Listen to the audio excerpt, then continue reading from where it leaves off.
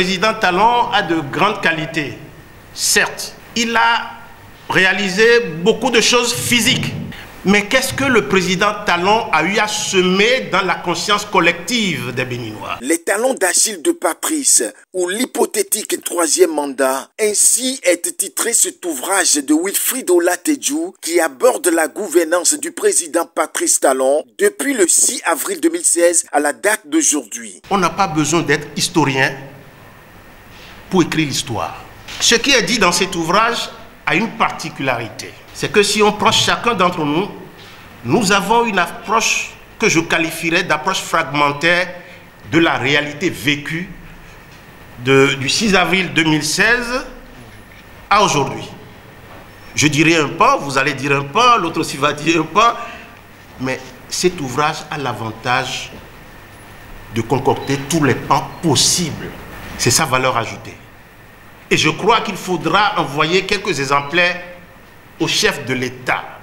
Ce chef-d'œuvre de 160 pages réparties en 11 chapitres revient sur les 8 années de gestion de Patrice Talon à la tête du Bénin et donne une vision plus large sur les différents événements politiques et démocratiques depuis 1960. C'est donc un essai politique qui revient sur les 8 années de gestion de Patrice Talon, sinon les presque 10 ans de gestion de Patrice Talon. Les chapitres sont inégalement répartis et reviennent, les chapitres, sur chacun des pans de la gouvernance de Patrice Talon.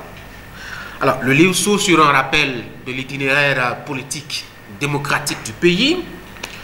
1960, vous faites une idée, hein? Vous voyez un peu le Bénin qui défile devant vos yeux quand vous lisez. Le Bénin depuis 1960 a fait les rappels des grandes périodes, les périodes les plus importantes de son histoire politique. La période révolutionnaire, les coups d'État, etc., les présidents qui se sont succédés, etc. Vous lisez tout cela. Mais non seulement que le livre nous livre un peu tout sur la gouvernance de Patrice Talon, mais il nous décrit aussi le style de l'homme. Lancé officiellement à Cotonou le 5 juillet 2024, cet ouvrage à connotation critique s'inscrit sans nul doute dans le contexte des élections générales de 2026. Une mine d'or pour tous les Béninois épris de paix, de justice et soucieux du bien-être de son pays et de sa bonne gouvernance. À 2 ans de 2026, il devenait important, très important, de commencer à faire ce qu'on appelle l'éveil des consciences. Et c'est dans ce cadre que s'inscrit cet ouvrage.